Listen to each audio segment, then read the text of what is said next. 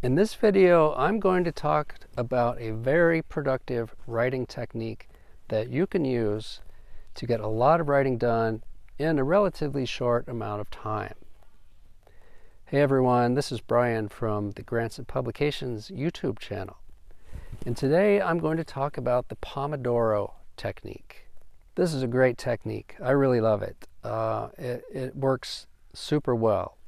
And it has psychological reasons for why it works so well. So first, let me explain what it is. Pomodoro is the Italian word for tomato. So why do we call a writing technique a tomato technique? Well, basically the person that came up with it, and I'm not sure who that is, but they were using a kitchen timer that is shaped like a tomato. And so they called it the Pomodoro technique. The way it works is you set the timer for 25 minutes. You start the timer and you begin to write. Okay, so you write solidly for that 25 minutes. When the timer goes off, you set it for 5 minutes and you take a break. Okay, you stand up, you walk around, you stretch, get another cup of tea, whatever it is you do during your break. When the 5 minutes is over, you set the timer for 25 minutes again, and you write for 25 minutes. 5-minute break, write for 25 minutes. 5-minute break, write for 25 minutes.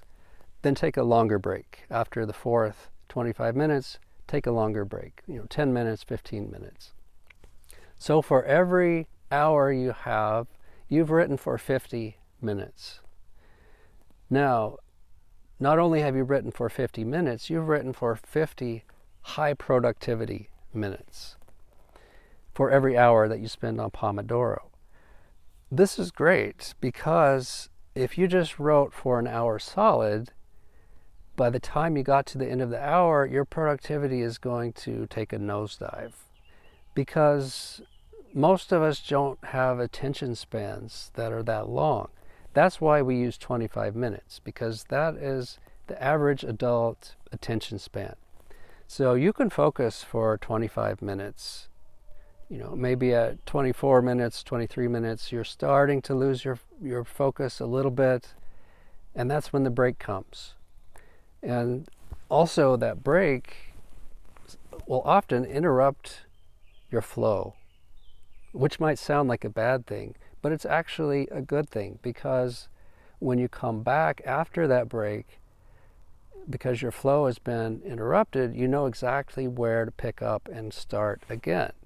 So that allows you, when the timer starts, you're immediately back in that high productivity zone, and you're writing productively as soon as the timer starts.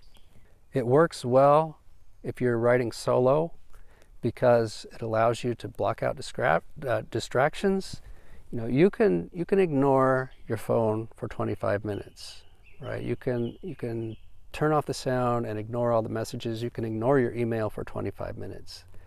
And then during that 5-minute break, you can check it, right? Check for messages, check for email, whatever you need to do.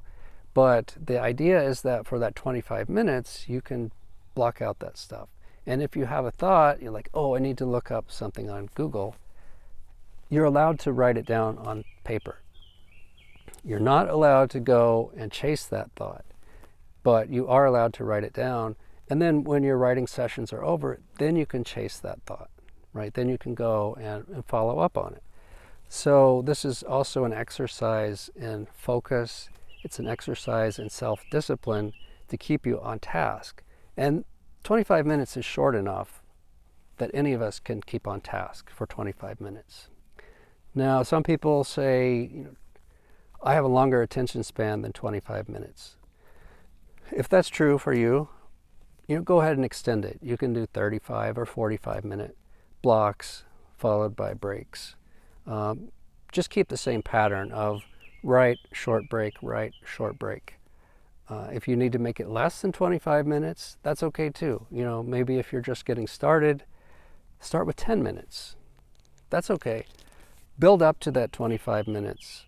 Now, this technique also works really, really, really well if you're writing with other people.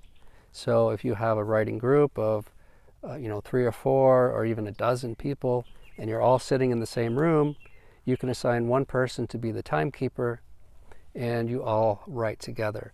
I really love co-writing with other people. All that brain power in the room helps me focus, and everyone I've talked to says the same thing. Having other people around you that are writing really helps you to do a good job of writing and to stay on task.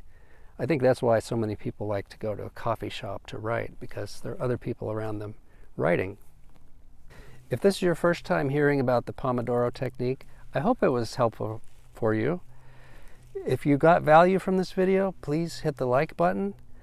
If you'd like to hear more videos about scientific writing tips and techniques, consider subscribing to the Grants and Publications channel.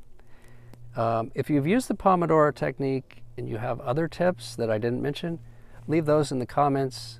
And if you have questions that you would like me to address in future videos, feel free to leave those in the comments also.